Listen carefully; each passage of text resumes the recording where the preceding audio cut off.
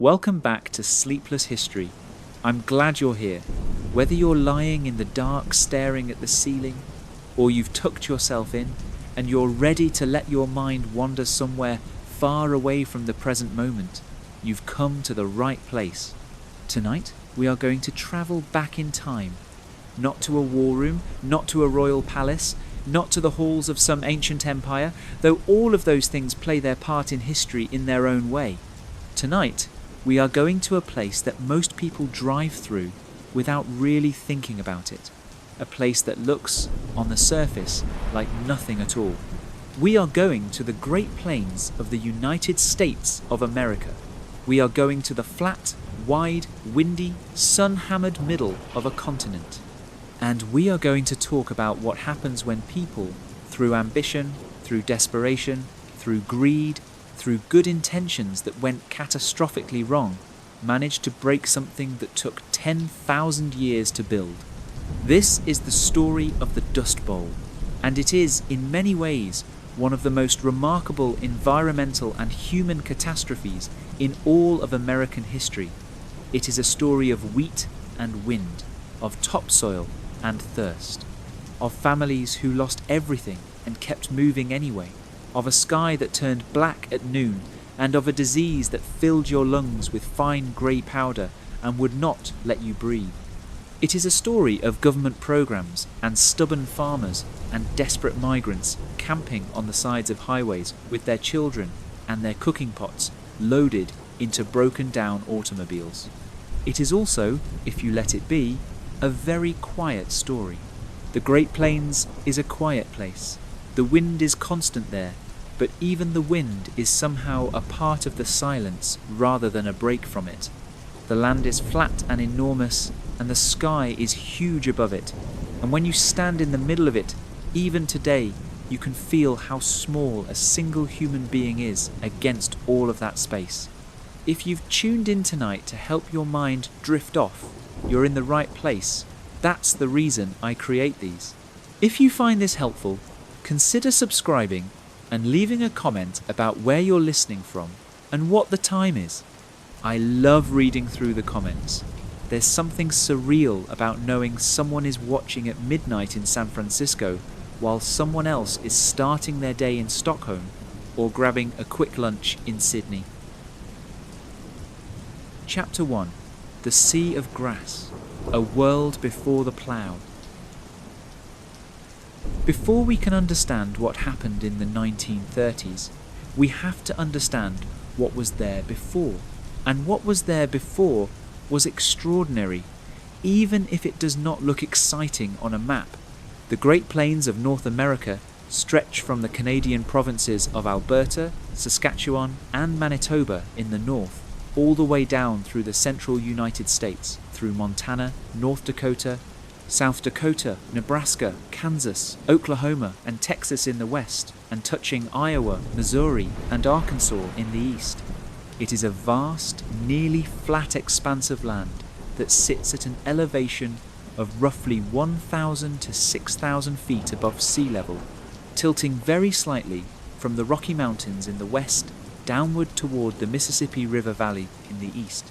The total area of the Great Plains is somewhere in the range of 500,000 square miles, though geographers argue about the exact boundaries depending on which ecological or geological definitions they use. To give you a sense of scale, that is approximately the same land area as the entire country of Peru, or about 3 times the size of France. It is not a small place, and for most of its geological history, this vast region was covered in grass.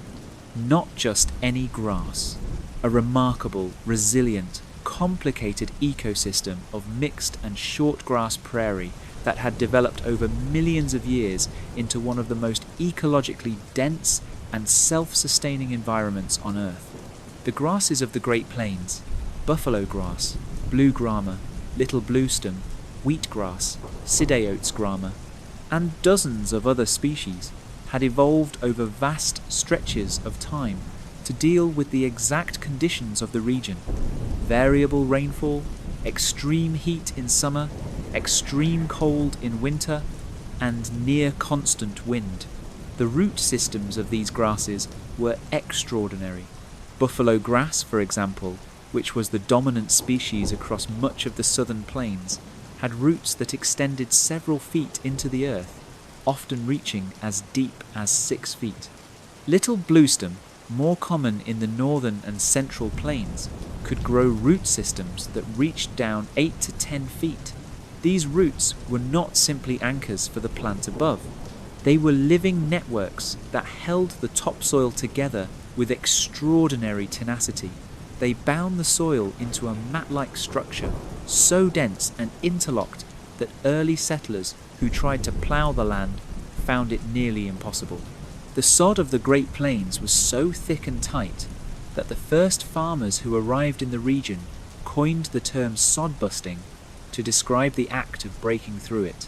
It was a genuine physical challenge that required specially designed, heavy cast-iron ploughs pulled by teams of oxen or horses, and even then, it was slow, grueling work.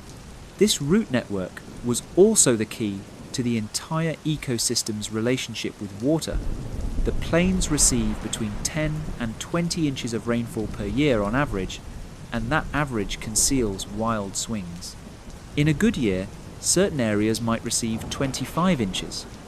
In a bad year, the same areas might receive as few as 6 or 7 inches. This kind of variability would destroy almost any cultivated crop, but the native grasses were adapted to it. In drought years, the grasses would go dormant. They would brown and appear dead, but their deep root systems kept them alive below the surface, drawing on whatever moisture remained in the subsoil, and when the rains returned, the grasses would spring back to life with remarkable speed. The organic matter produced by this grass ecosystem over thousands of years created a layer of topsoil that was, in many places, several feet deep.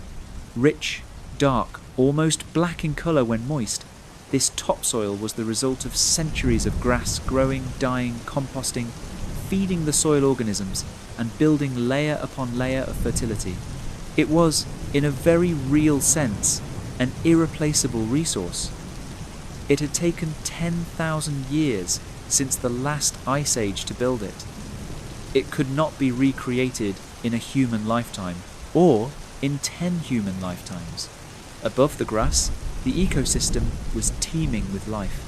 Before European settlement, the Great Plains were home to enormous herds of American bison, commonly called buffalo, that numbered somewhere between 30 million and 60 million animals at their peak.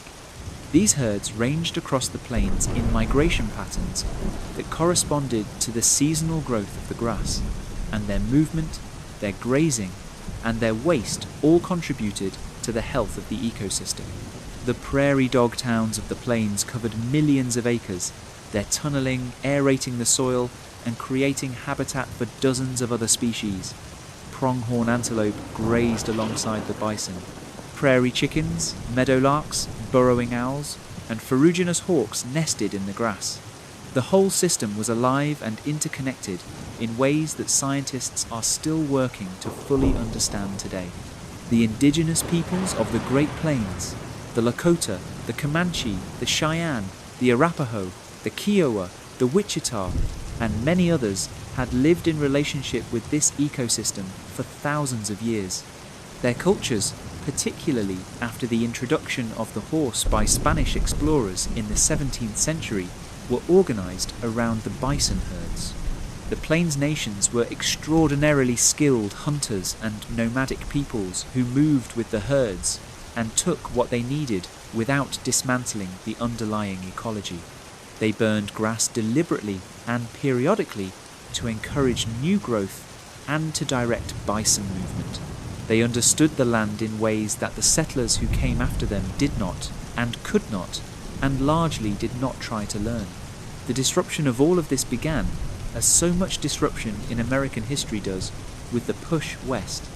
The period from roughly 1850 through 1890 saw the systematic destruction of the bison herds, killed by hunters, by the railroad companies who encouraged sport shooting from train cars, and by a deliberate government policy of exterminating the food supply of the Plains nations as a means of forcing those nations onto reservations.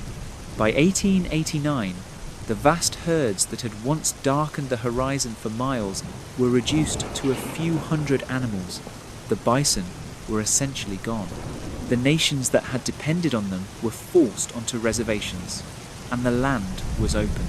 The first settlers to arrive on the southern and central plains after the Civil War came under the terms of the Homestead Act of 1862, which offered 160 acres of public land to any citizen or intended citizen who would settle on it, build a dwelling, and cultivate it for 5 years.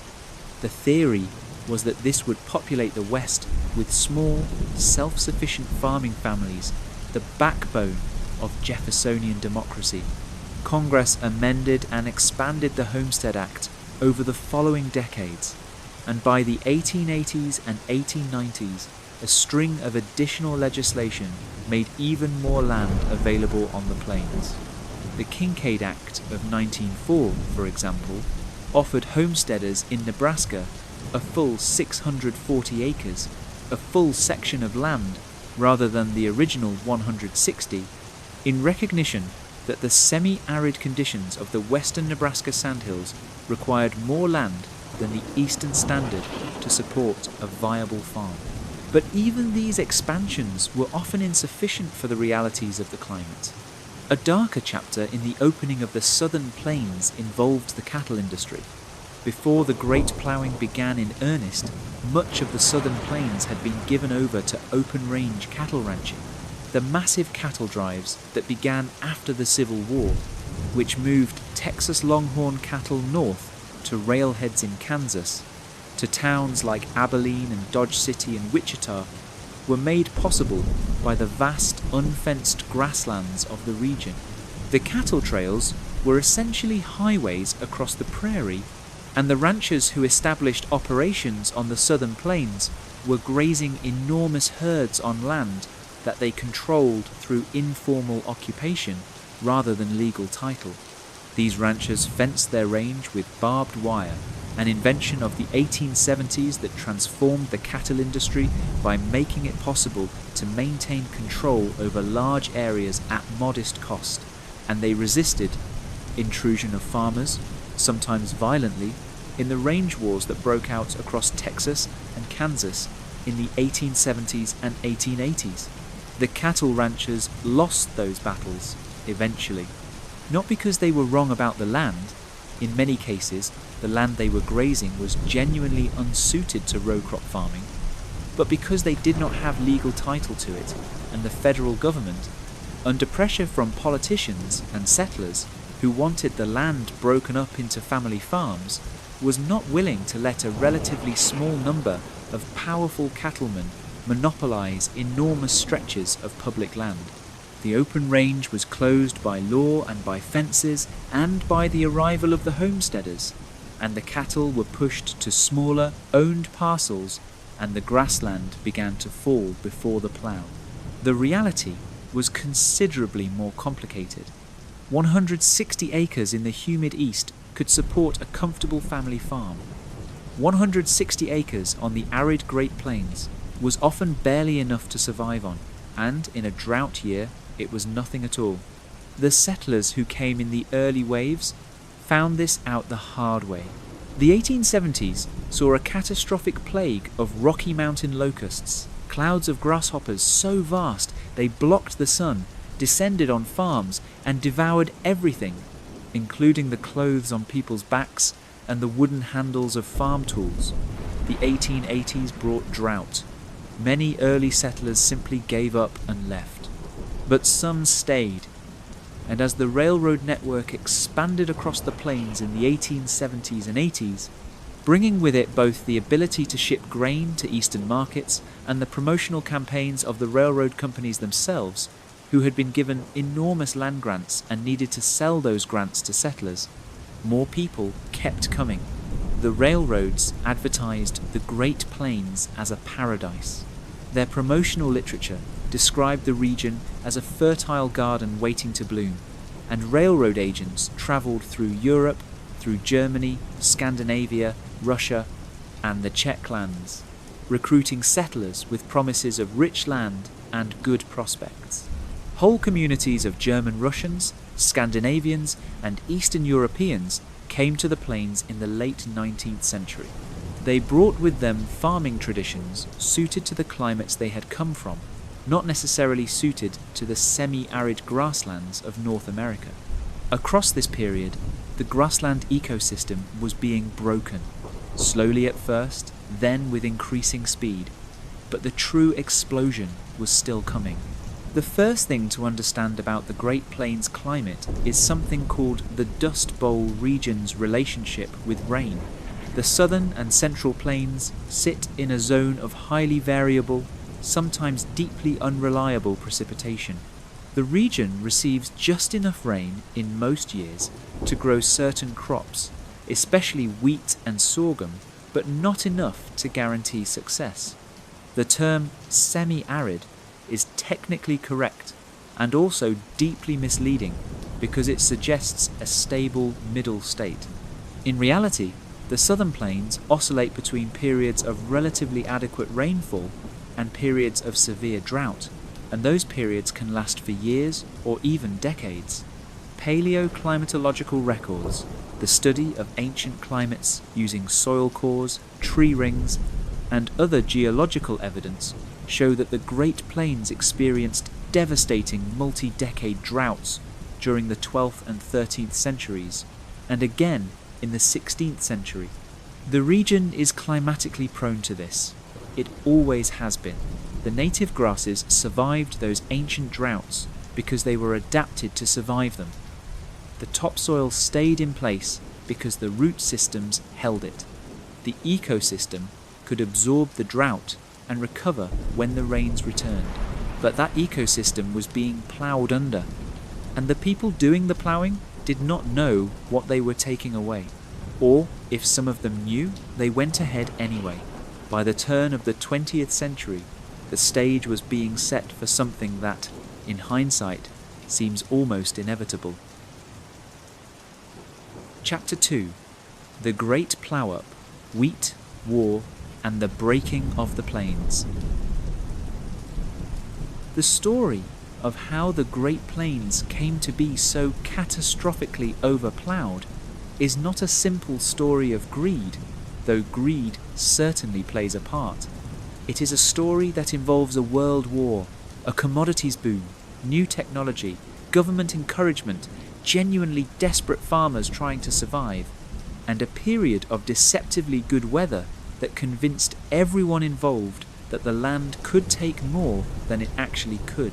It begins, in a meaningful way, with the First World War.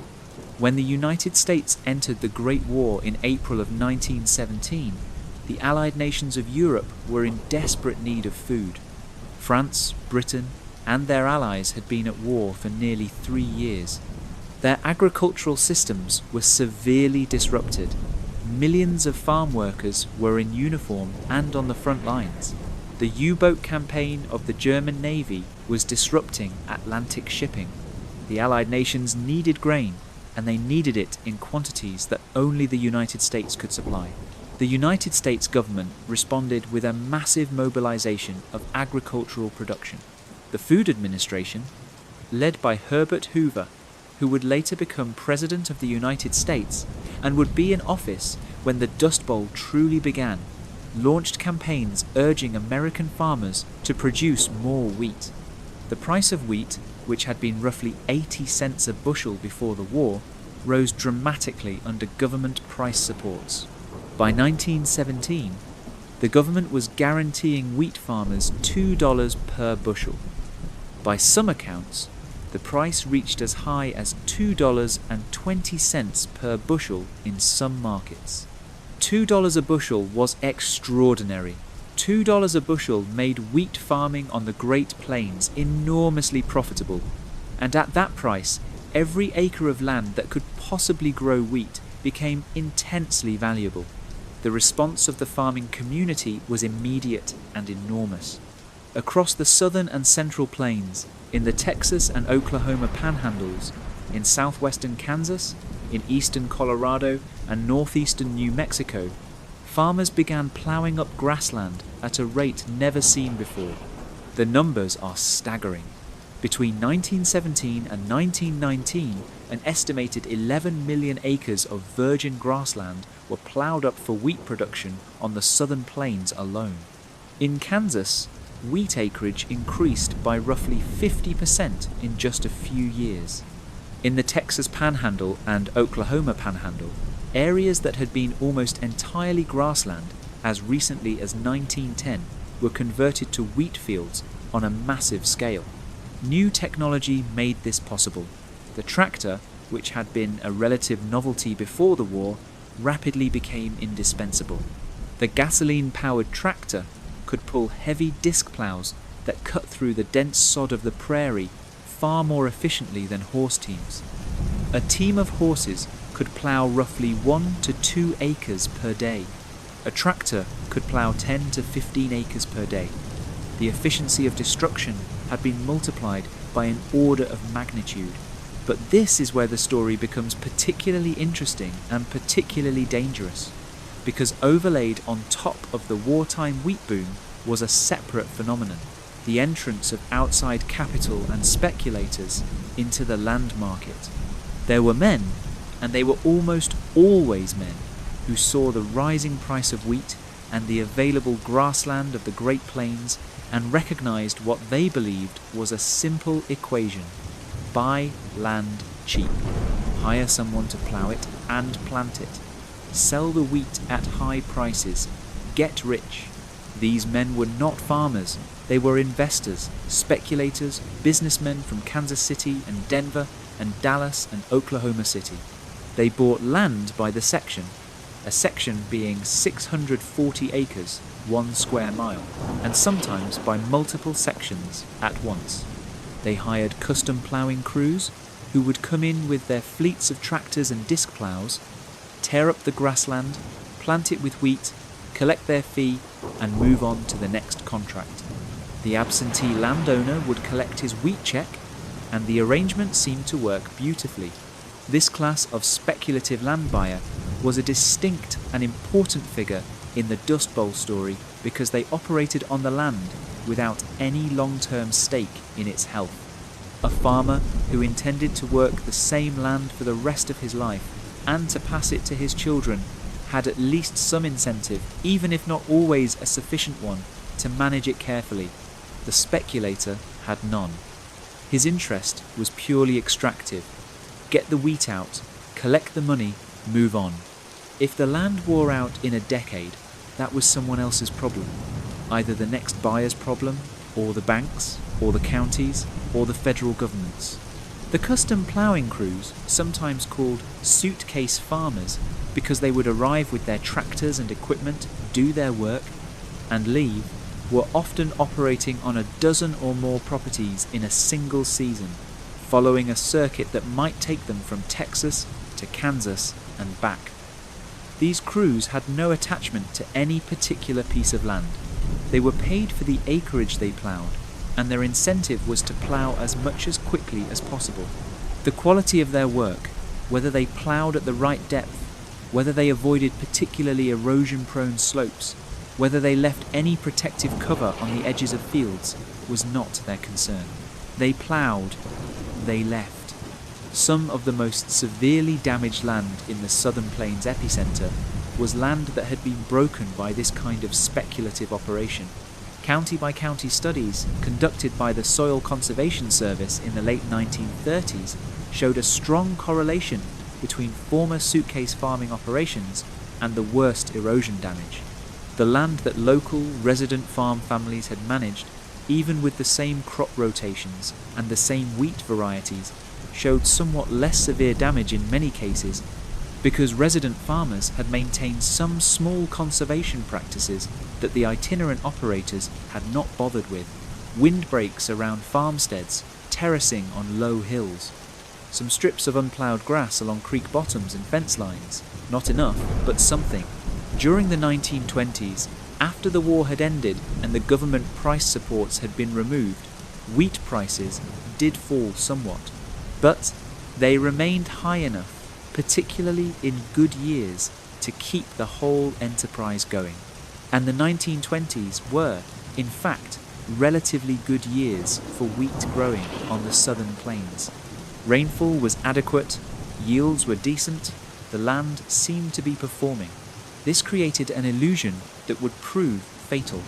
The semi-arid climate of the Great Plains had, by historical accident, entered a period of somewhat above-average precipitation right around the time the great wave of ploughing was underway. From roughly 1910 through the late 1920s, rainfall on the southern plains was somewhat higher than the long-term average. This was not unusual in the context of the region's long climate history. Such wet periods happened fairly regularly, but the farmers and speculators who arrived during this period had no way of knowing it was a temporary condition. To them, it simply looked like the land was fertile and reliable. There was even, incredibly, a scientific theory advanced at the time that supported this optimistic reading.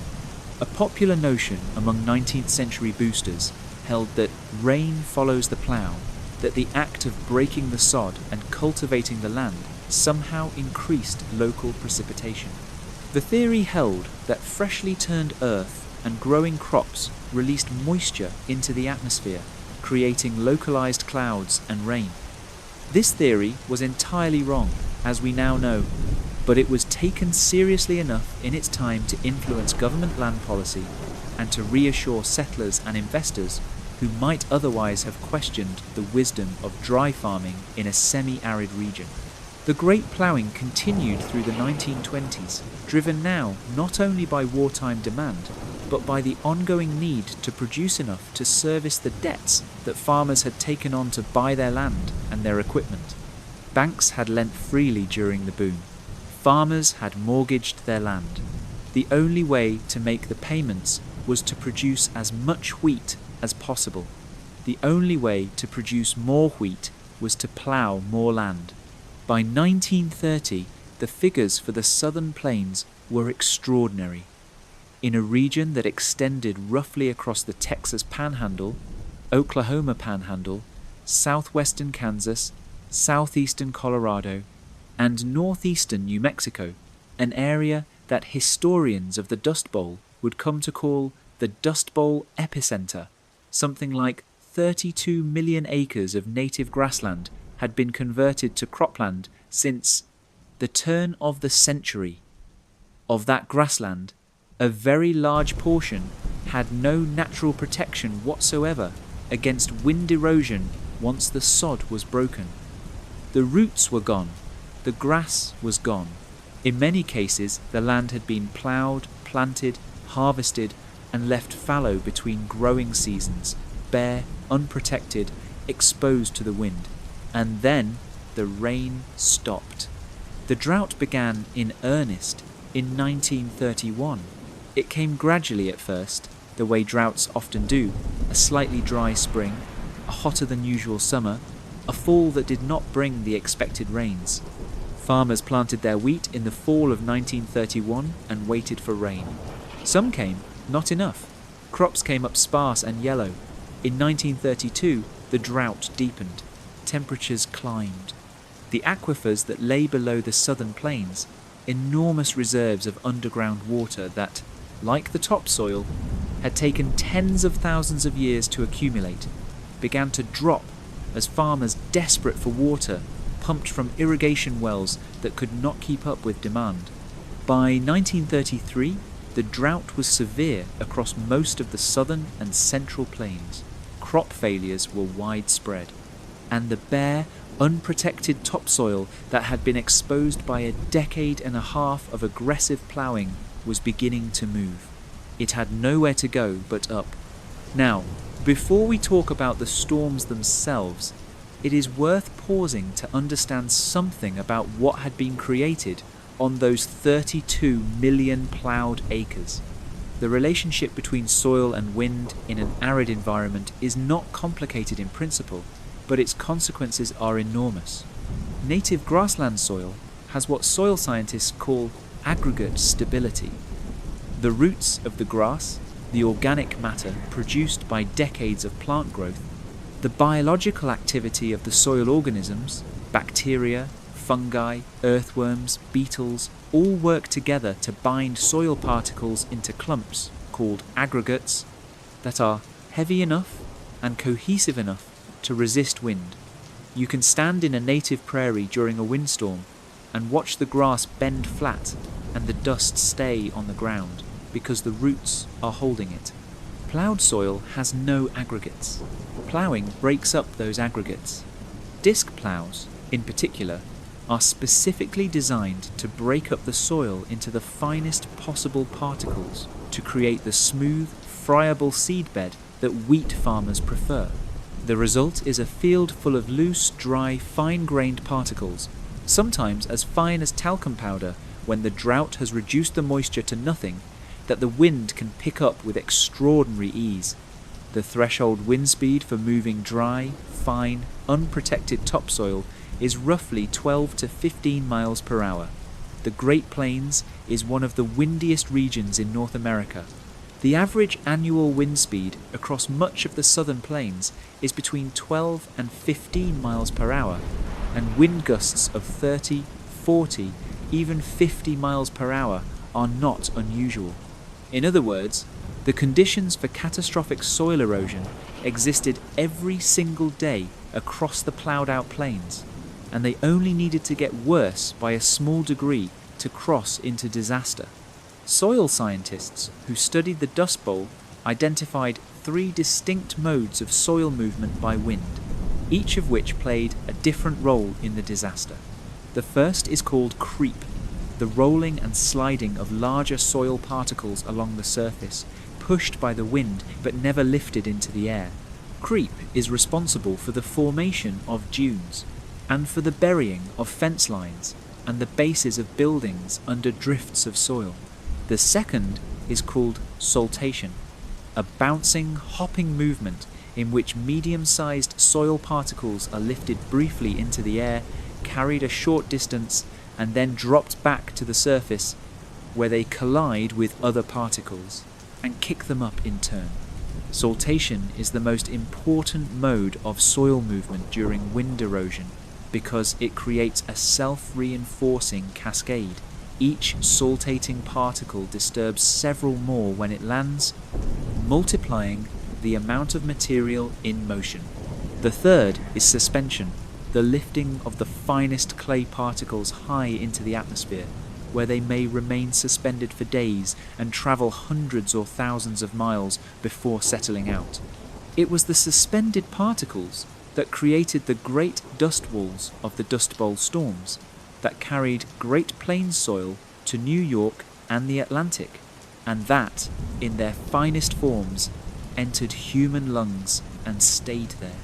The dunes formed by the creep mode of transport were, in their own way, a marker of the disaster's severity. Along fence lines, drifts of dust and fine sand would accumulate over weeks and months until they topped the fence posts. Farmers would string higher and higher strands of barbed wire, trying to keep the drifts from completely burying their fences, and the dunes would simply grow higher and eventually overtop the new wire as well. Entire farm fields were buried under sand dunes several feet deep, not just lightly dusted, but buried, the way a beach is buried after a storm, under enough material that you could not know there had been a wheat field there the previous fall. Some fence rows became elevated ridges 10 feet or more above the original ground level, the soil having accumulated over seasons into permanent-looking earthworks. Buildings in the worst affected areas were similarly buried along their base walls. Photographs from the period show farmhouses with their ground floor windows entirely blocked by drift deposits, their front doors accessible only by steps cut down into the surrounding accumulated soil. The porches of houses, designed to be a step up from the ground level, were sometimes level with or lower than the surrounding soil surface after several years of heavy drifting. The movement of soil during the worst storms was not smooth or uniform. It moved in waves and pulses, and eyewitnesses who observed it from some position of shelter described something almost hypnotic in the way the surface of the earth seemed to flow and ripple like a slow liquid.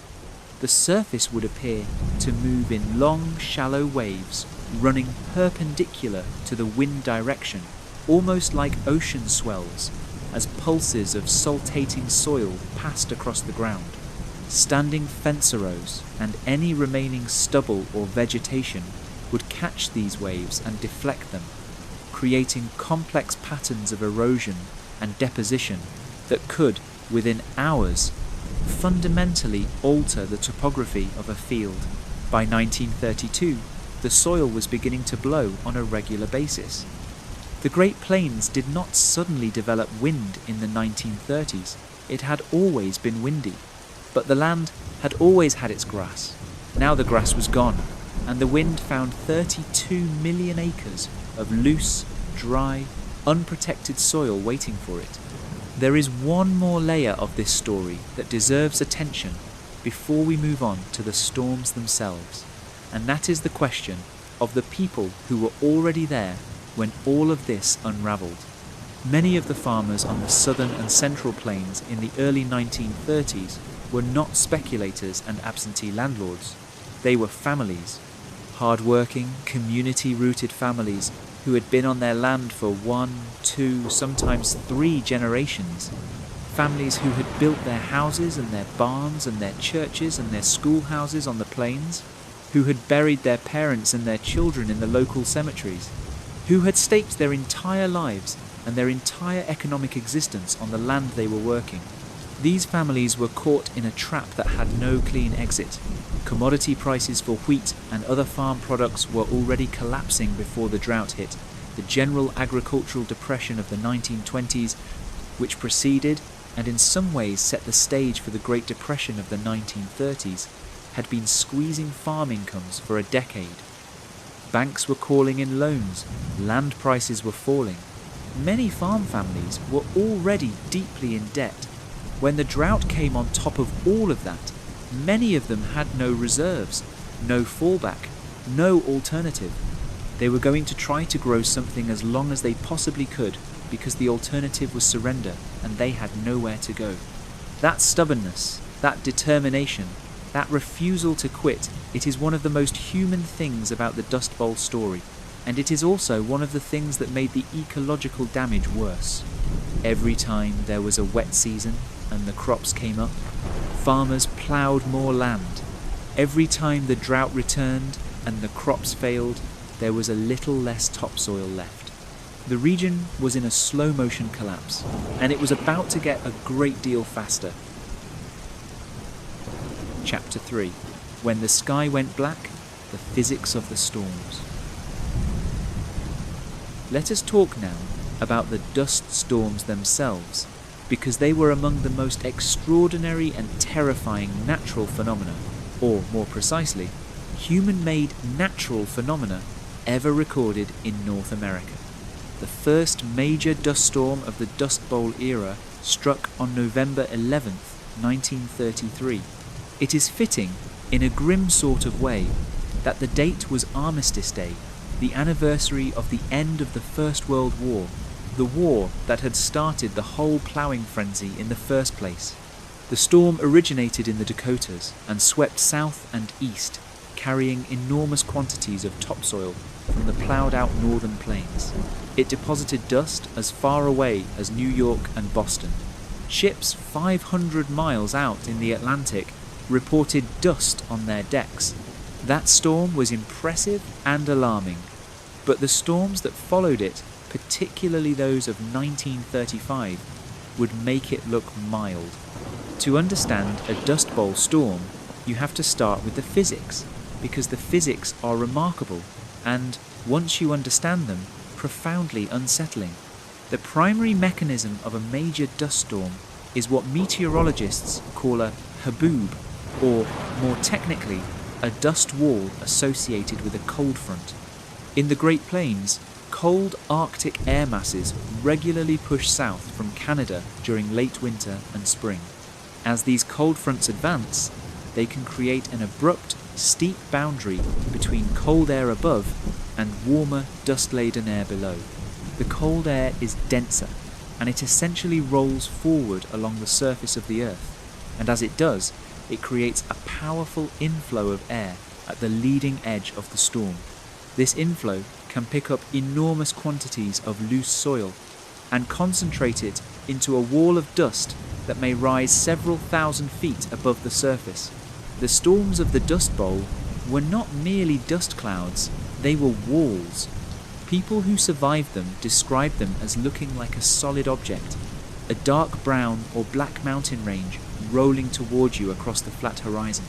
Because the plains are so flat and the sky is so large, you could see these walls coming from 40 or 50 miles away on a clear day. You would have time to see it coming.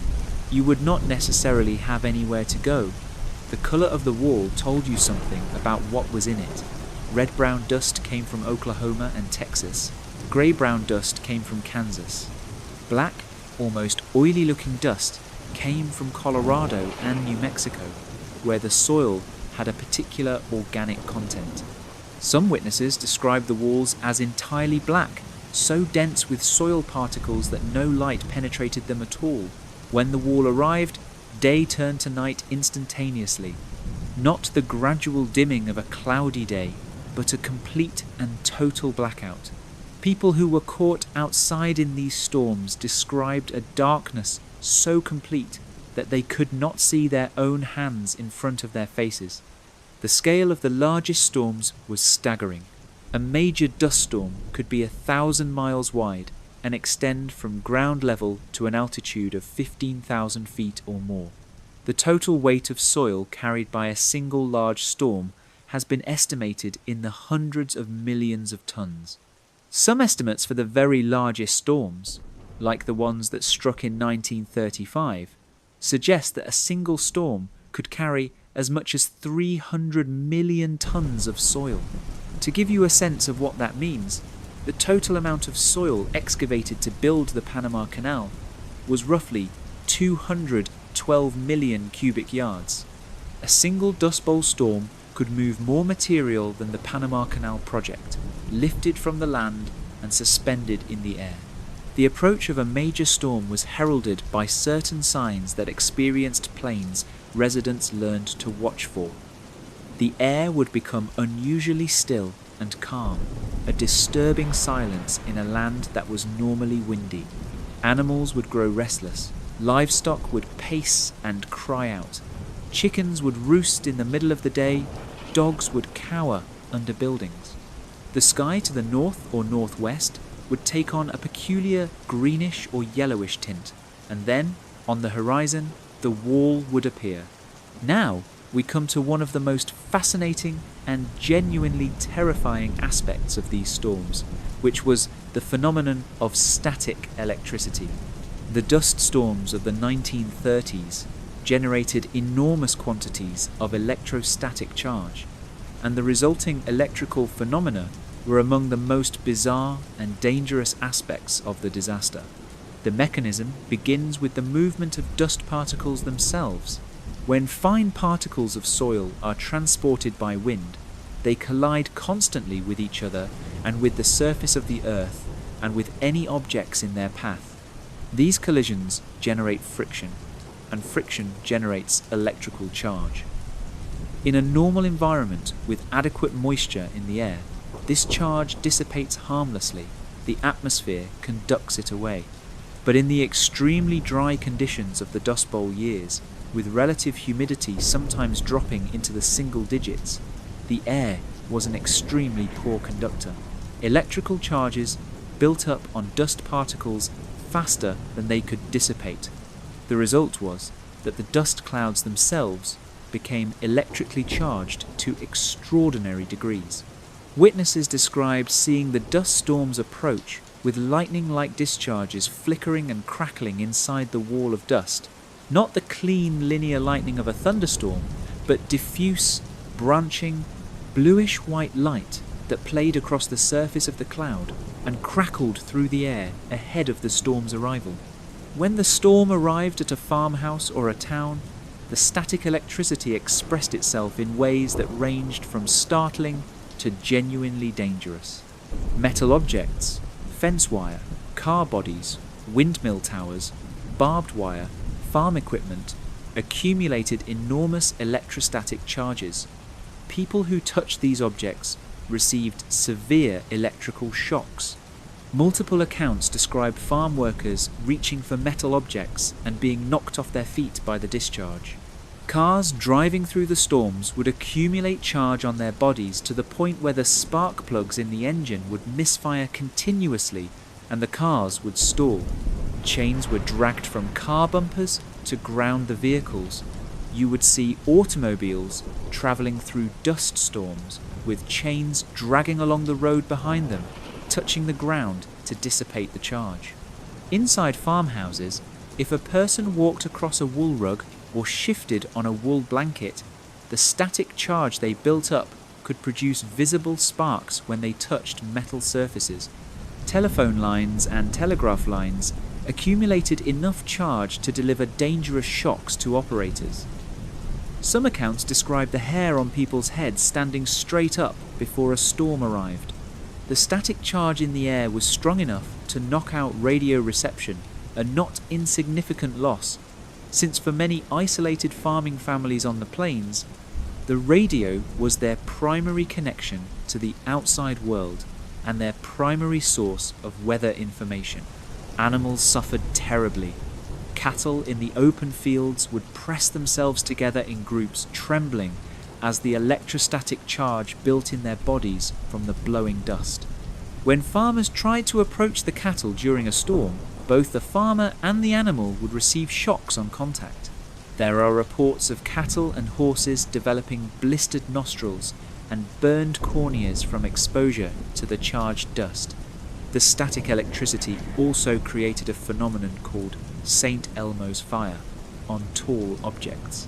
The pointed tips of windmill towers, fence posts, and barn weather vanes would glow with a pale blue or purple light, the corona discharge of electricity concentrating at points. Farmers reported seeing their windmills glow on dark nights before storms arrived. Children thought it was beautiful. Adults mostly thought it was terrifying. There was a practical problem with all this electricity beyond the shocks and the stalled cars, and that was fire. Dry grass and dry wood and dry hay bales were essentially kindling. When a static discharge, a single spark, contacted any of this material, the results could be catastrophic. Multiple fires broke out across the plains during dust storms, and fighting fires during a dust storm is essentially impossible. You cannot see, you cannot breathe, the wind is blowing 50 miles an hour or more. Several farms and 1 or 2 small towns suffered serious fire damage from storm-related electrical ignition during the worst years of the Dust Bowl. Now, we come to a subject that is, perhaps, the most quietly horrifying aspect of the Dust Bowl, and it is the subject of what breathing the dust actually did to people's bodies. It did not kill them quickly, it killed them slowly, and the way it killed them was, in its own way, more terrible than a quick death. The dust storms of the Dust Bowl era produced particles of many different sizes. The largest particles, the coarse grains of sand that bounded along the surface and built dunes against fence lines and the sides of buildings. These were visible and they were unpleasant, but they were mostly too large to penetrate deeply into the lungs. They would irritate the throat and the nose and the upper airways, but the body's defences could largely deal with them. It was the smallest particles that caused the medical catastrophe. Fine clay particles, particles 10 micrometers or smaller in diameter, and often as small as 1 to 2 micrometers, can be inhaled and carried deep into the lungs, past the bronchi and into the alveoli, the tiny air sacs where the exchange of oxygen and carbon dioxide actually takes place. These particles are too small to be caught by the mucous membranes of the nose and throat, too small to be expelled by coughing. Once they reach the alveoli, they settle there. The human immune system recognizes these particles as foreign invaders and attempts to deal with them. White blood cells, called macrophages, engulf the dust particles in an attempt to neutralize and remove them. In small quantities, this process works fine. But in the quantities that people on the southern plains were being exposed to, breathing dust-laden air day after day, week after week, month after month, year after year, the process was overwhelmed. The macrophages could not remove the particles fast enough, and as the particles accumulated and the immune response continued, the tissue of the lungs began to inflame and stiffen. The alveoli began to fill with fluid and cellular debris. The lungs progressively lost their ability to transfer oxygen efficiently into the blood. This condition came to be known as dust pneumonia, and it was one of the defining medical realities of the Dust Bowl era. It was not, strictly speaking, pneumonia in the bacterial sense. It was not caused by an infection. It was a pneumoconiosis, a disease of the lungs caused by inhaled dust particles. Similar conditions had been described in coal miners, black lung disease, and in silica miners, silicosis, but the dust pneumonia of the Great Plains had its own character because of the particular mix of minerals in plains topsoil, which included significant quantities of silica, calcium, iron, and organic matter. The symptoms of dust pneumonia came on gradually at first, and then progressed with terrible relentlessness. They began with what seemed like a persistent cold, a cough that would not go away, some congestion, some difficulty breathing during exertion. Then the cough became worse. Then breathing became laboured even at rest. Then came fever and fatigue so profound that getting out of bed became an effort. In severe cases, the sufferer would develop a bluish tint around the lips and fingernails, cyanosis, the telltale sign that the blood is not getting enough oxygen. In the most severe cases, particularly in the very young and the very old, dust pneumonia was fatal. The number of people who died from dust pneumonia during the Dust Bowl years is difficult to calculate precisely because many deaths were attributed to other causes, recorded as pneumonia without specification, or as cardiac failure, which could itself be a consequence of the chronic hypoxia caused by lung damage. But estimates suggest that dust pneumonia killed hundreds, possibly thousands, of people on the Great Plains during the 1930s. The young were especially vulnerable. Infants and small children who could not keep dust-soaked cloths over their faces during storms, who breathed the fine particles with every breath, developed lung damage early and sometimes did not survive it.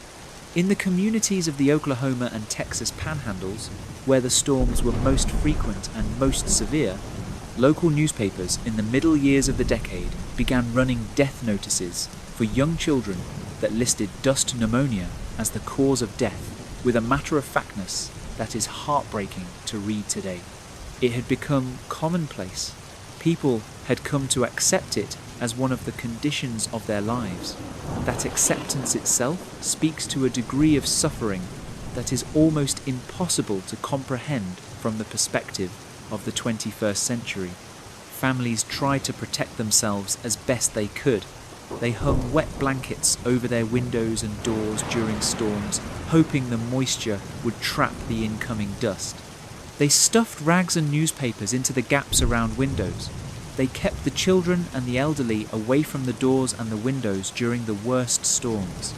They wrapped their own faces in wet cloths when they had to go outside. The wet cloths helped, to a degree, with the larger particles. Against the finest clay dust, they did not help enough.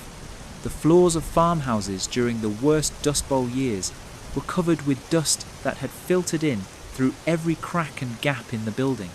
Women, and it was primarily the women who dealt with this labour, would spend hours every day sweeping and shoveling dust out of their homes.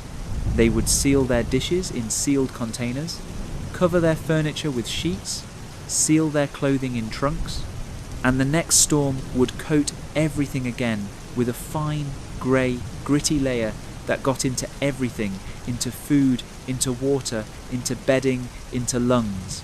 The psychological toll of this was enormous, as well as the physical toll.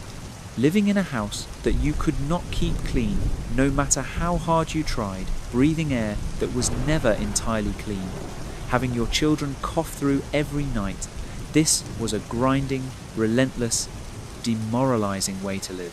And it went on, not for days or weeks, but for years. The psychological condition that came to be called Dust Bowl blues, a kind of collective depression and despair that settled over many communities in the worst years, was real and documented. Some families simply stopped trying to maintain their homes. Newspapers reported on houses abandoned with the furniture still inside, plates still on the table, a fine layer of grey dust covering everything, the family gone. They had just left, walked away from everything they had built and tried to keep. But many did not leave. Many stubbornly, desperately, sometimes insanely stayed.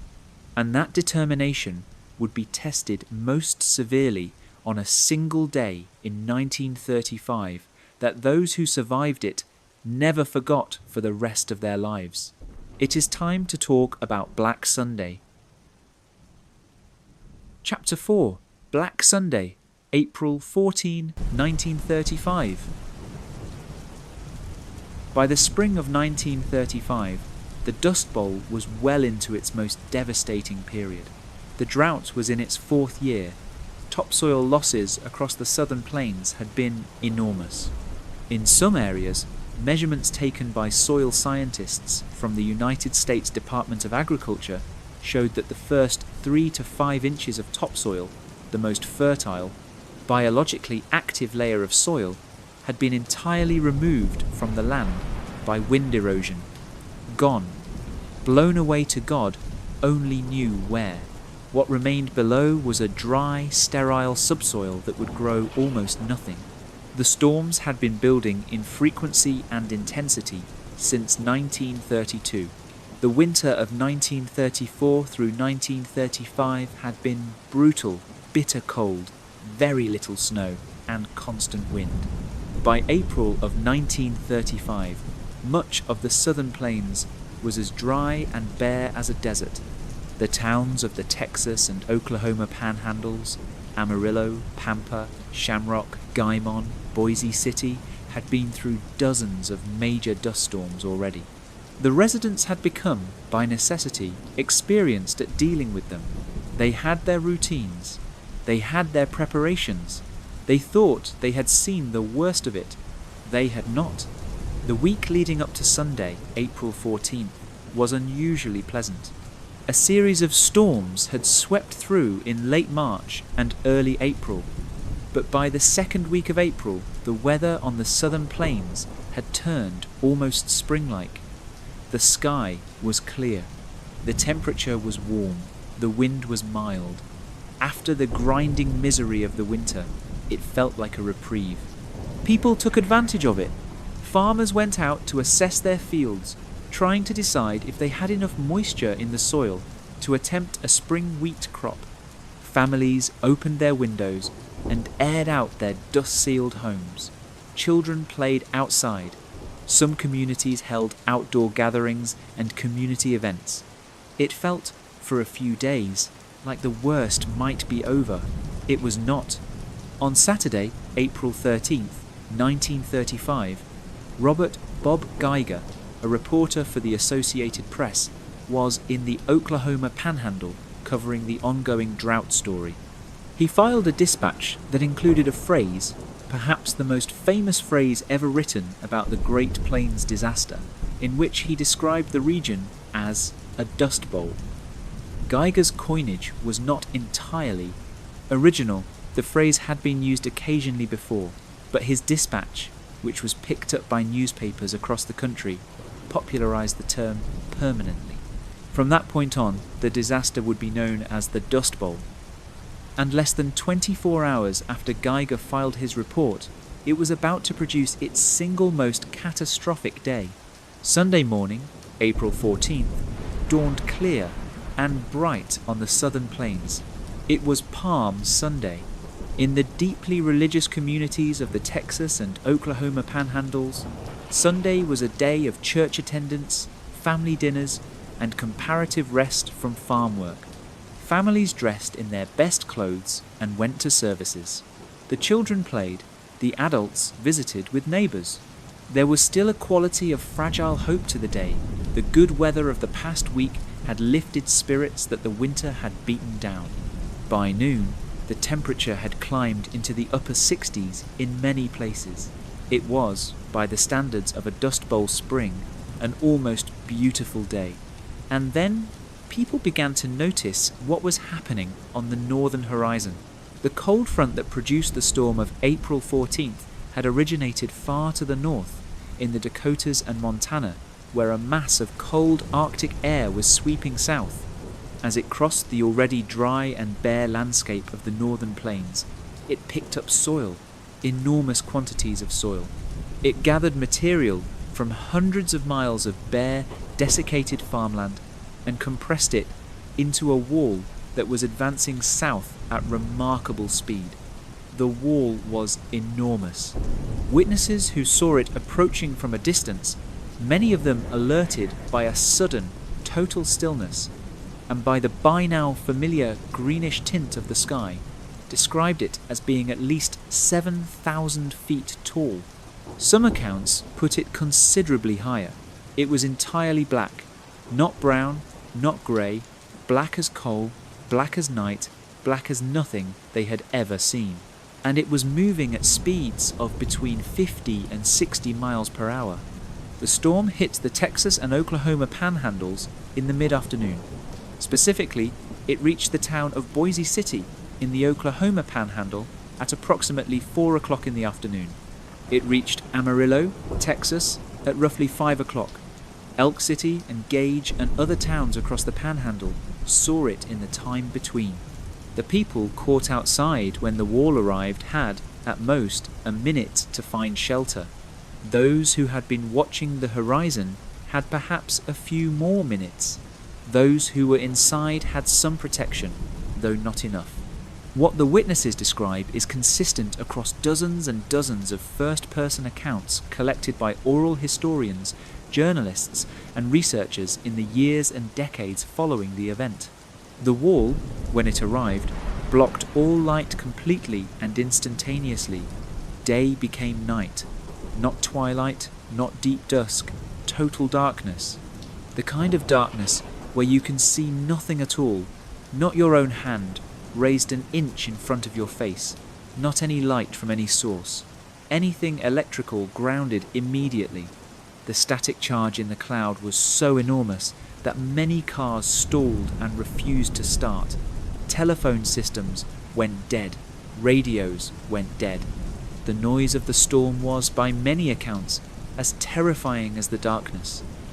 It was not a howling or a roaring in the way you might imagine. Multiple witnesses described it as a deep, grinding, sustained rumble, the sound of billions of particles of soil moving together, an almost geological sound, like something very large grinding against something else very large.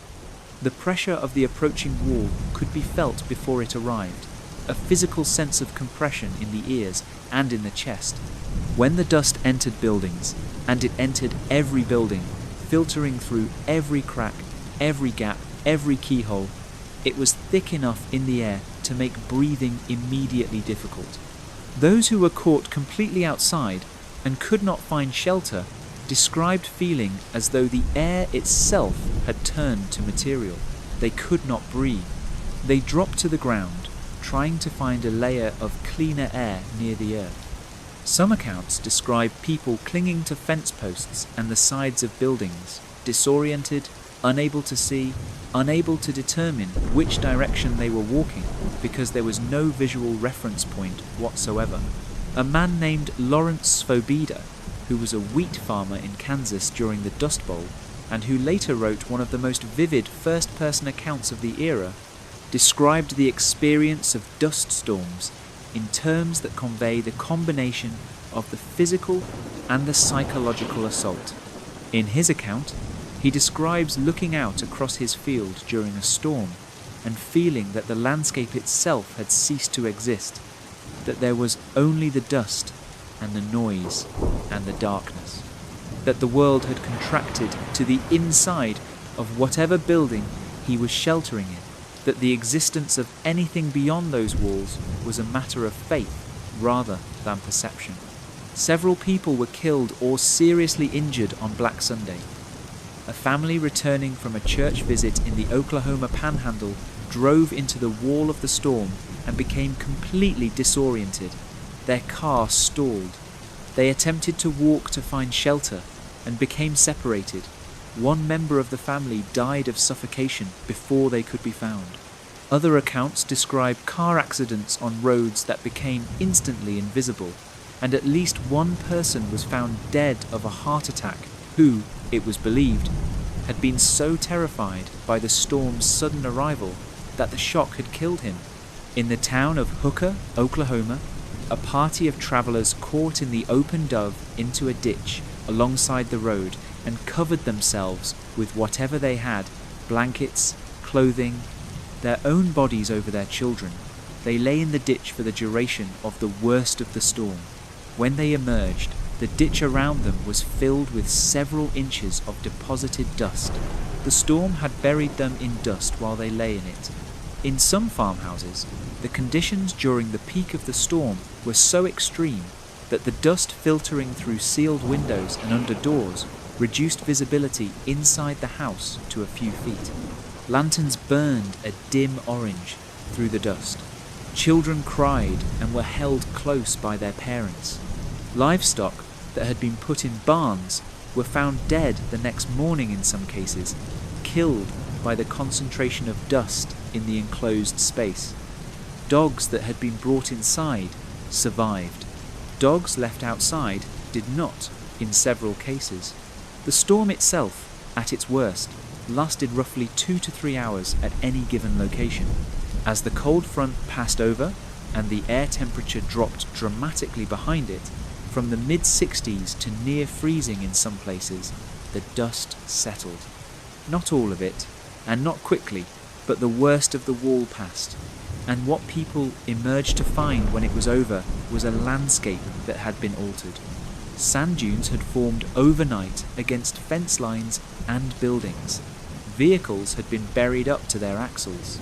Crops, the sparse, struggling crops that the farmers of the Panhandle region had managed to coax out of the dry earth, were gone, simply gone, torn out by the roots or buried under drifts of dust. The timing of Black Sunday was not merely meteorologically significant, it was, in a grim way, historically significant. A reporter named Hazel Brown was in the Oklahoma Panhandle that day and filed a story that received national attention. There were photographers who captured images of the storm. The most famous of these photographs shows the enormous, rolling black wall of the storm approaching the town of Stratford, Texas, with a lone automobile in the foreground, the car tiny and fragile against the absolute blackness behind it. This photograph was published widely in American newspapers and was one of the most impactful journalistic images of the entire decade. It made the reality of what was happening on the southern plains viscerally clear to people across the country who had perhaps heard about the dust storms in abstract terms, but had never understood what they actually looked like. The name Black Sunday was given to the event by the local residents almost immediately. It spread through the regional newspapers within days. And the date April 14th, 1935 became a fixed point in the history of the American Great Plains, a dividing line between before and after. For those who lived through it, it was the worst day of the worst years of the worst disaster they had ever experienced. And even after Black Sunday, the storms did not stop. The years 1935 through 1938 saw the worst sustained dust storm activity of the entire Dust Bowl period. Storms continued with terrible regularity. By some counts, the town of Guymon, Oklahoma, received a major dust storm, winds of more than 50 miles per hour, and near zero visibility on roughly 40 days per year during the worst years. The United States Soil Conservation Service, established in 1935, partly in response to the horror of Black Sunday, began systematically measuring and recording dust storm activity across the region. Their data showed that in the worst years, the soil loss from the southern plains was measured in tons per acre, not fractions of an inch, but physical tons of soil removed per acre of land per year by wind erosion. The human toll continued to accumulate. More families lost their farms to bank foreclosure, to drought, to the simple inability to produce a crop on land that had nothing left to give. More children developed dust pneumonia. More communities began to empty out, the schools closing as the children left, the churches falling dark as the congregations dwindled, the general stores shuttering as their customers departed. And those customers, those families, were joining the great migration of the 1930s, heading west, heading toward California, the migrants of the Dust Bowl, many of whom, though not all, came from Oklahoma and therefore received the derogatory nickname Okies, regardless of where they were actually from, were the most visible human face of the disaster. But they are a story that belongs to the conclusion of this account, because they are part of how the Dust Bowl ended and what it left behind. First, we need to talk about the response, because there was a response. It was imperfect, and it was sometimes too slow, and it came with significant controversy. But it was also, in its way, one of the more remarkable examples of the United States government and ordinary American citizens working together to address an environmental crisis, and it deserves to be understood on its own terms. Chapter 5. The Long Road Back, the End of the Dust Bowl and its Legacy. When Franklin Delano Roosevelt took office as President of the United States in March of 1933, the country was in the grip of the Great Depression, and the southern plains were in the grip of the second year of their drought. Roosevelt's administration came into office with an enormous energy for action, a genuine ideological commitment to the idea that the federal government had both the right and the responsibility to intervene in economic and environmental crises, and a set of advisors and cabinet members who were, by and large, unusually thoughtful and sometimes genuinely brilliant people. The New Deal, the broad set of economic, social, and environmental programs that Roosevelt's administration enacted during his first 2 terms addressed the Dust Bowl through several specific programs and agencies, some of which had lasting effects not just on the plains, but on American agricultural and environmental policy broadly. The first, and perhaps most important, was the establishment of the Soil Conservation Service in 1935. The Soil Conservation Service was created almost directly in response to Black Sunday, which had occurred in April of that year. The day after the massive storm of April 14th, Hugh Hammond Bennett, a soil scientist who had been warning for years about the consequences of over-ploughing the plains and who was testifying before a congressional committee on the subject, made reference to the storm that had just occurred. A cloud of Dust Bowl soil, he reportedly pointed out, was at that moment drifting over Washington, darkening the sky. The timing was theatrical, possibly deliberate. Bennett knew the storm was coming and had timed his testimony accordingly. Whatever the mechanics of it, the image of Washington itself being dusted by the catastrophe of the southern plains was powerful, and within weeks the Soil Conservation Service was established and funded. The Soil Conservation Service's mandate was to work directly with farmers to implement soil conservation practices that would reduce erosion. Its agents fanned out across the plains, working county by county, farm by farm, to persuade farmers to adopt a set of practices that would protect what topsoil remained. The man who drove this effort more than any other individual was Hugh Hammond Bennett himself, who became the first chief of the Soil Conservation Service and remained in that role until 1951. Bennett was a soil scientist from North Carolina who had spent his entire professional career going back to his days as a young researcher with the Bureau of Soils in the early 1900s, warning about the consequences of soil erosion in American agriculture.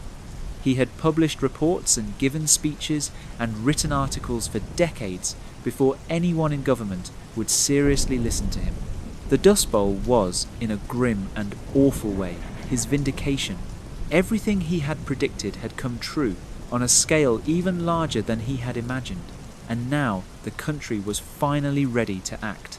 Bennett was an extraordinary figure, a large, physically imposing man with enormous energy and a genuine evangelical commitment to the cause of soil conservation. His agents in the field were instructed to approach farmers not as regulators imposing rules from above, but as partners and teachers, and to demonstrate conservation practices rather than simply describing them. Demonstration farms were established across the Dust Bowl region, where farmers could see with their own eyes what contour ploughing looked like, what strip cropping achieved, how terracing worked. The results were made visible and tangible. This approach had mixed results. Some farmers, particularly those who had deep roots in the community and who understood intellectually what had happened to the land, were receptive and adopted the new practices willingly. Others, particularly those who were struggling so severely with debt and crop failure that they could not afford to reduce their planted acreage or to invest in the terracing and contouring work that conservation required, could not adopt them even when they wanted to. The economic pressure to plant as much as possible and to plant it in the most efficient and cheapest way possible pushed against the conservation agenda in direct and constant tension. The Civilian Conservation Corps, the famous CCC, one of the New Deal programs that put unemployed young men to work on public lands, also played a role in the Dust Bowl recovery, though a somewhat less central one than in other regions. CCC crews built check dams in stream channels to control erosion, planted trees for shelter belts, and constructed earthen terraces and diversion channels on public and private lands. The scale of their work on the plains was significant, even if it was overwhelmed in some areas by the scale of the ongoing erosion during the worst storm years. The Federal Surplus Commodities Corporation, another New Deal agency, purchased distressed cattle from farmers on the plains who could no longer feed their herds. The cattle were starving, there was no grass, water was scarce, and many ranchers simply did not have the money to buy feed. The government bought hundreds of thousands of animals at prices that, while low, were better than what the ranchers could get in a collapsed market. Many of the animals were slaughtered and the meat distributed through relief programs. Others were moved to better pasture elsewhere. The purchase program reduced the overgrazing pressure on whatever native grass remained on the plains and provided some cash flow to ranching families who were near destitution. One particularly poignant element of the relief effort was the Emergency Conservation Work Program's effort to restore native grass to some of the most severely damaged and unproductive ploughed land. The government, in some cases, bought out farmers whose land was simply too damaged to farm and converted it back to grassland. This was a profound reversal. The same federal government that had, through the Homestead Act and its successors, pushed the ploughing of this land in the first place, was now buying back the most damaged portions and trying to restore what had been destroyed. The process was slow, expensive, and imperfect, but it represented a genuine acknowledgement that the relationship between the federal government and the land of the Great Plains had to change. The practical consequences of the restoration were visible within a decade in the areas where it was done. When native grass was re-established on former cropland, either by deliberate reseeding or by natural succession, if the land was simply left alone and the grazing pressure was removed, the soil stabilized with remarkable speed. Within 2 to 3 years, a mat of grassroots would begin to re-establish itself. Within 5 to 10 years, the erosion on those parcels was dramatically reduced. The land was not restored to its original state. That would take a century or more. But it was no longer actively blowing away. That was, in the context of the 1930s, an enormous improvement. The practices they promoted were varied and sometimes ingenious. Contour ploughing, ploughing across slopes rather than up and down them, reduced water runoff and helped hold soil in place. Strip cropping, alternating rows of crops with strips of fallow land or grass, broke up the smooth surface of a bare ploughed field and reduced the wind's ability to pick up soil across a long, uninterrupted run. Terracing, constructing earthen terraces on sloped land, similarly interrupted the flow of wind and water across the surface.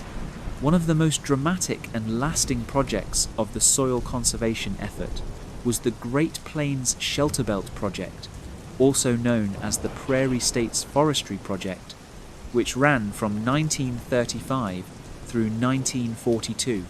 This project, proposed by Roosevelt himself, involved the planting of more than 200 million trees in a system of windbreaks and shelter belts running roughly from the Canadian border in North Dakota south through Texas.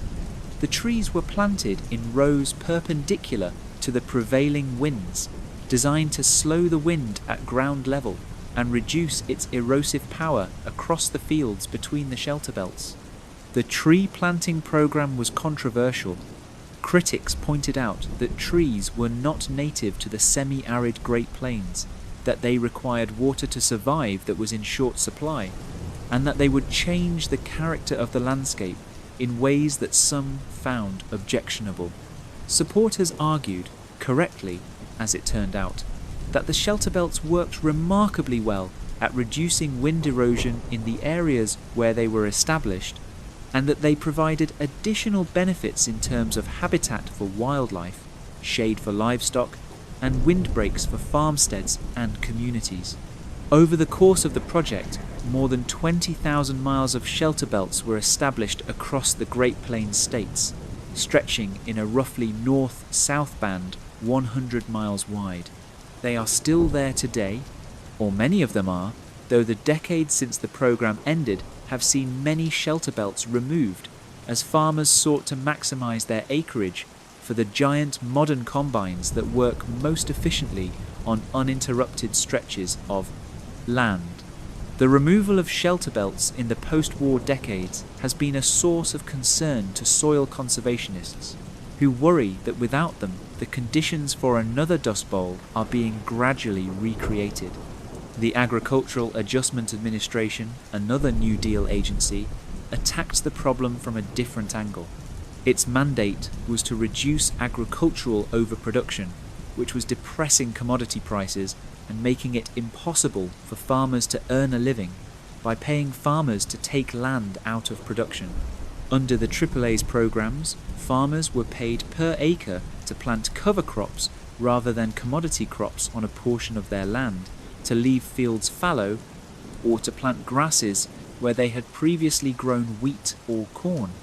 The theory was that by reducing production, the government would support prices, improve farmer incomes, and give the land a chance to recover. The AAA programs were enormously controversial. Critics on the right argued that paying farmers not to produce was a waste of public money and an unjustifiable interference in the market. Critics on the left argued that the programs primarily benefited large landowners rather than the tenant farmers and sharecroppers who were most economically vulnerable.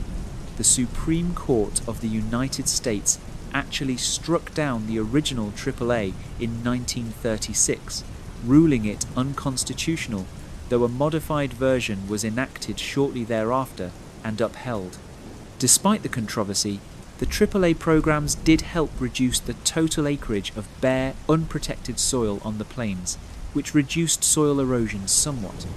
They also provided critical cash payments to farmers who were otherwise unable to earn any income from their land, payments that kept some families from complete destitution during the worst years. The Federal Emergency Relief Administration and later the Works Progress Administration provided more direct relief to the people of the Dust Bowl states, funding employment programs, food distribution, and basic assistance to families who had lost everything. The human scale of the need was staggering. By the mid-1930s, an estimated 3.5 million people on the Great Plains were receiving some form of federal relief, an extraordinary figure that gives some sense of how completely the regional economy had collapsed. But the federal programs, however effective they were in specific ways, could not end the drought. That required something the federal government could not provide: rain. The drought broke gradually, unevenly, and incompletely across the Dust Bowl years. There were wet years mixed in with the dry ones, and each wet year raised and then dashed the hopes of the remaining farmers. 1938 and 1939 saw some improvement in precipitation across parts of the southern plains. The spring of 1939 saw the best wheat crop in years in some parts of Kansas. And then the summer was dry again, and then the fall was wet. It went back and forth with agonizing inconsistency. The rains finally returned in something close to their normal pattern, beginning in 1939 and 1940, and by the early 1940s, the drought on the southern plains had largely, though not entirely, broken. The timing was connected in the way that so much of the 20th century is connected to the approach of another world war. The same dynamic that had created the original crisis, the enormous demand for food production during wartime, was now being activated again.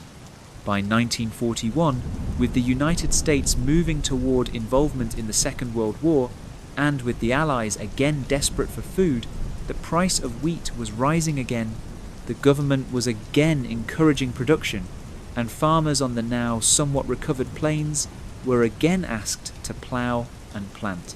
This time at least, the Soil Conservation Service was there.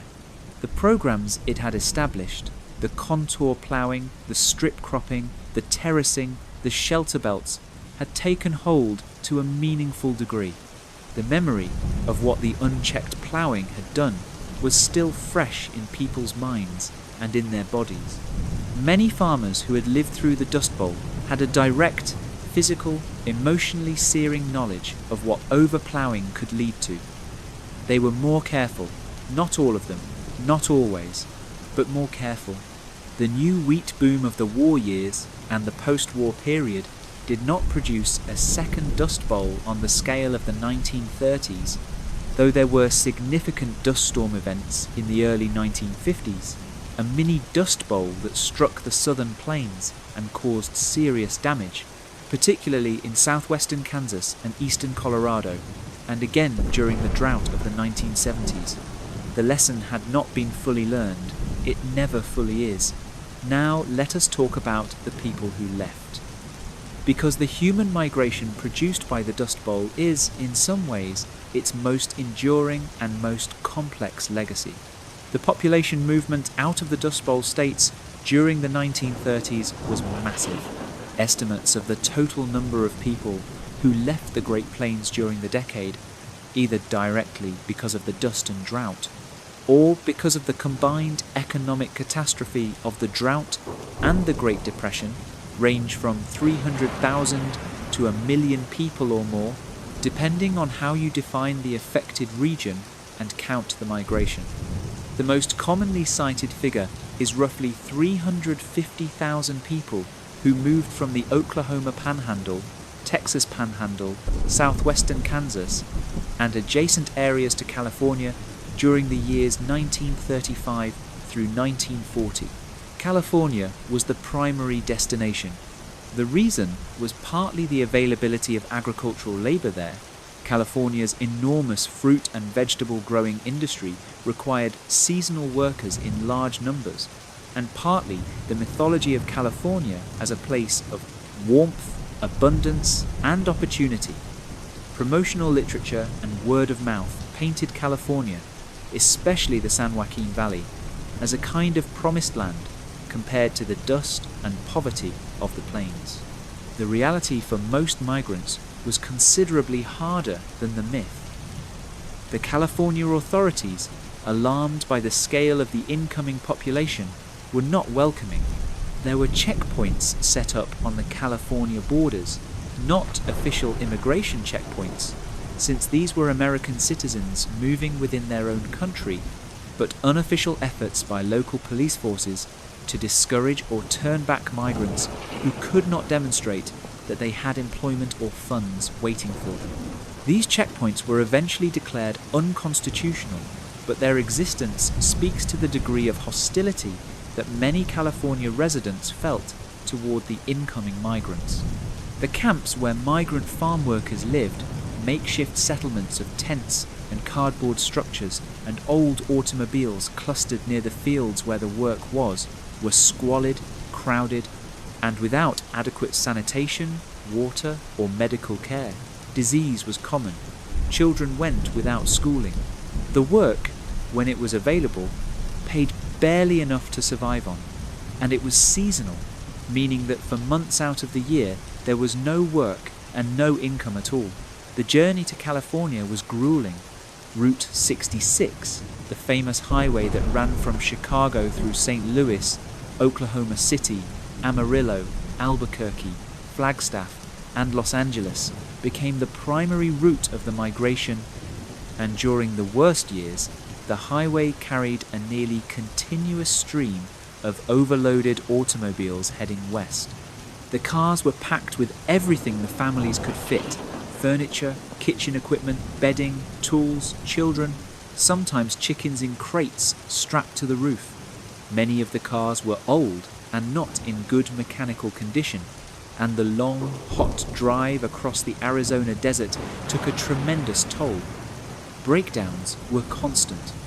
Families would be stranded on the roadside in the heat with no money to pay for repairs, waiting for a passing traveller who might have the knowledge or the parts to help. Some families sold off their furniture piece by piece along the road to pay for gasoline. The Farm Security Administration, another New Deal agency, did establish a series of model migrant labour camps in California, equipped with proper sanitation facilities, basic medical care, and community spaces. These camps were islands of relative dignity in an otherwise bleak situation, and they were heavily photographed by the documentary photographers whom the FSA employed, most famously Dorothea Lange. The writer John Steinbeck visited these camps in 1937 and 38, interviewing migrants, observing the conditions, and making notes that he would later turn into his most famous novel. The Grapes of Wrath, published in 1939, told the story of the Joad family from Oklahoma, dispossessed by drought and economic collapse, uprooted from their land, making the long journey west on Route 66 to California, and finding, instead of the promised land, exploitation and hostility and grinding poverty. The novel won the Pulitzer Prize in 1940 and was enormously influential in shaping how Americans understood and felt about both the Dust Bowl and the broader experience of the Great Depression.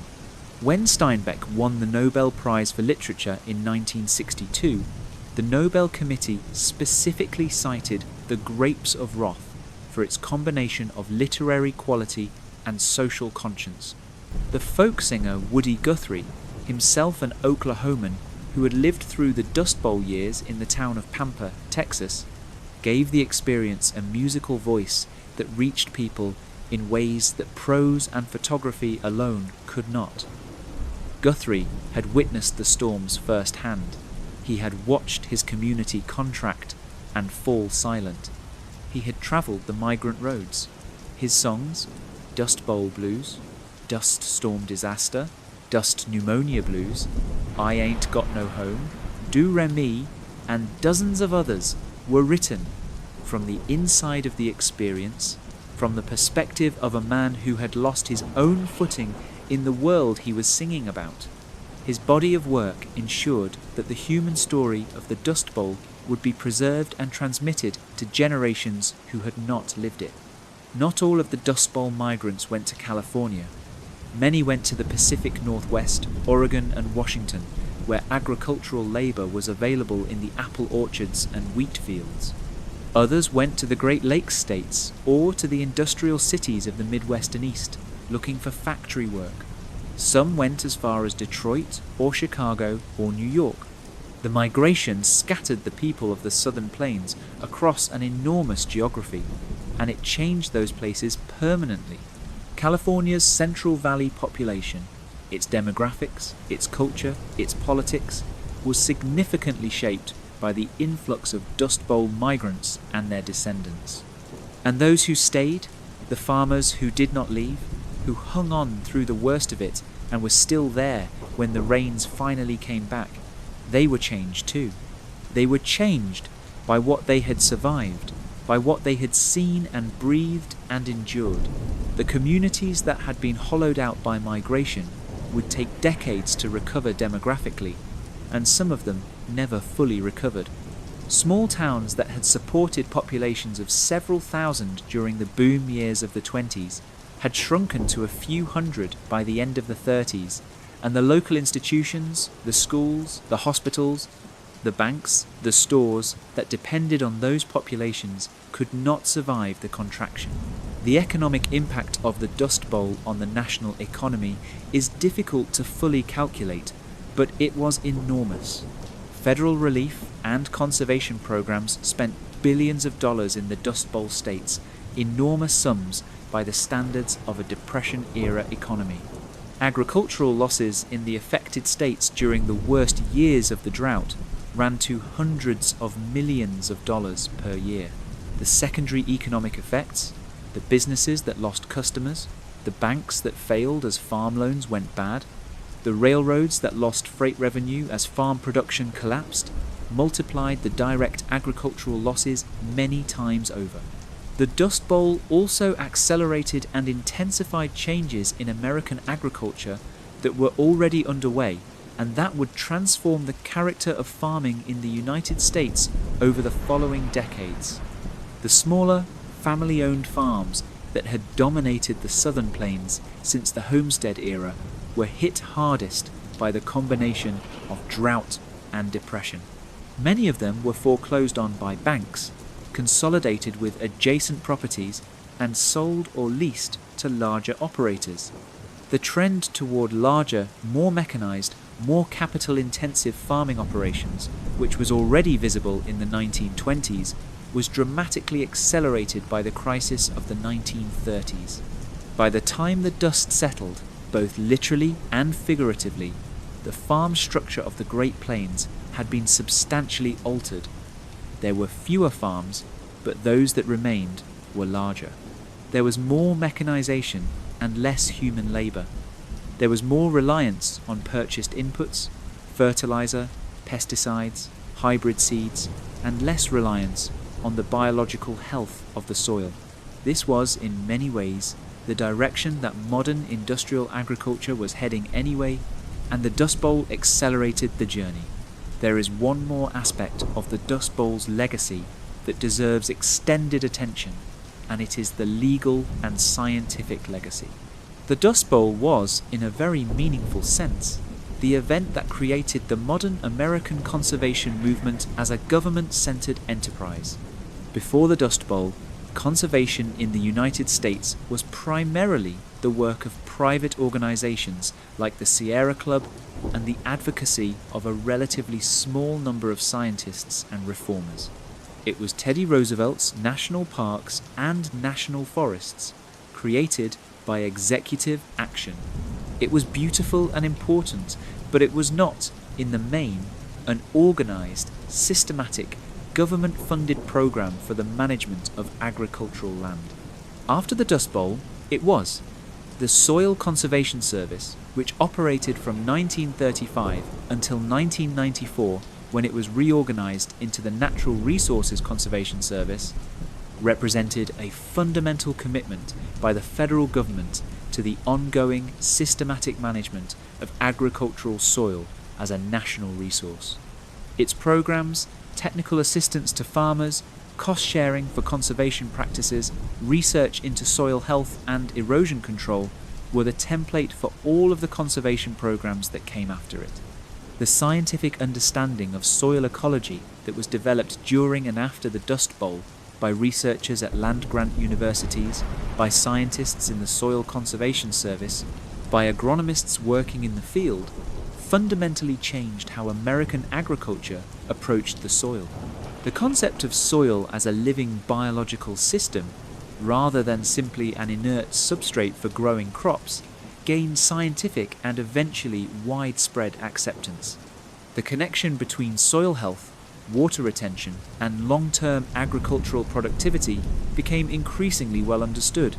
The Dust Bowl also changed how Americans thought about the relationship between private property and public responsibility when it came to natural resources. The idea that what a private landowner chose to do with their own land was entirely their own business, a principle deeply embedded in American law and culture, was complicated by the Dust Bowl in ways that have reverberated ever since.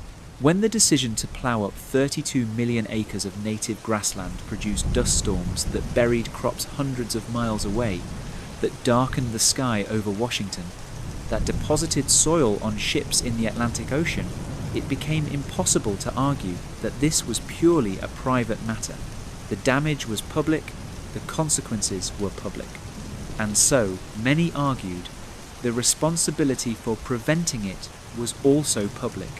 This principle, that private land use decisions can produce environmental consequences that affect the public and therefore justifiably attract public regulation, is one of the foundational principles of modern environmental law, the Clean Air Act, the Clean Water Act, the Endangered Species Act, and the dozens of other environmental regulations that now govern American land use all rest, in part, on this principle. The Dust Bowl helped make that principle politically and legally thinkable in a way it had not been before. The story of how the Dust Bowl ended is, in the end, a story of several things converging. Rain came back. Conservation practices took hold on enough of the land to make a difference when the rains did return. The federal government provided enough support to keep enough farming communities alive that there were farmers left to benefit from the recovery. And the lesson, or at least enough of the lesson, was absorbed by enough people to prevent the immediate repetition of the same mistake. It is worth sitting with the phrase, enough of the lesson, not all of the lesson, enough, because the Great Plains is still being overplowed today.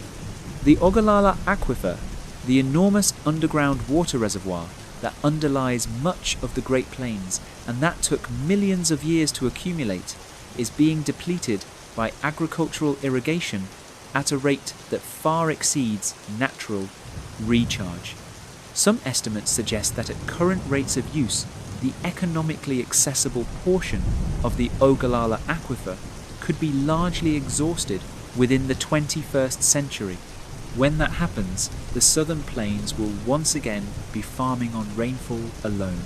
And if the climate patterns of the coming decades produce droughts anything like the droughts of the 1930s, or worse, the conditions for another Dust Bowl will exist. This is not a comfortable thought to carry into sleep, but it is an honest one. The people who lived through the Dust Bowl, the families who stayed through the worst of it, the migrants who loaded their cars and drove toward an uncertain horizon, the farmers who wept at their fence posts watching their topsoil blow away, the mothers who sewed their children's windows shut and watched their children cough through the night. These people endured something genuinely extraordinary, something that required a kind of endurance and a kind of acceptance that most of us, living in the comfortable and relatively stable conditions of the 21st century, cannot truly imagine. They endured it because they had to, because it was the hand they had been dealt, because the alternative was despair, and many of them, enough of them, refused despair. There is a photograph taken in 1936 by Dorothea Lang, who was working for the Farm Security Administration, documenting conditions in the migrant camps of California. The photograph, called Migrant Mother, shows a woman in her early 30s, her face weathered and deeply worried, her eyes focused on something in the middle distance. Two of her children lean against her, their faces turned away from the camera. The woman's name was Florence Owens Thompson, and she was 32 years old when the photograph was taken, though she looked considerably older. She had 7 children. She had come from Oklahoma. She was camped in a field in California with no money and very little food, waiting for pea-picking work to begin. She looks, in that photograph, like someone who has seen too much, like someone who has measured the distance between where she started and where she is and found it incomprehensible. And she also looks, in that photograph, like someone who has absolutely no intention of giving up. Her jaw is set, her eyes are open, she is still there, she is still looking. That is the Dust Bowl in the end. Not just the storms and the science and the policy debates and the economic statistics. All of that is important, and we have covered all of it tonight. But underneath all of it is a human face, looking at something difficult and choosing, in the face of it, to stay open, to keep looking, to be still there and still going. The rains came back. They always do, eventually. But the people who were there when the rain stopped, are the ones who kept the thread of this story intact and handed it forward to us. And so we remember them. That's our episode for tonight, on Sleepless History. If you made it all the way through, and whether you're still awake or whether your eyes have long since closed, I hope this quiet journey through one of America's most extraordinary and quietly devastating periods of history carried you somewhere good, somewhere restful. The Great Plains is still out there. The grass is still growing where people have let it grow. The wind is still blowing, as it always has. The sky is still enormous. And somewhere in the flat, sun-baked, wide-open middle of North America, the memory of those black walls of dust is still part of the soil and the air, and the collective memory of the families who stayed and the families who had to go. Thank you for being here. Thank you for listening. Sleep well, and we'll see you in the next episode of Sleepless History.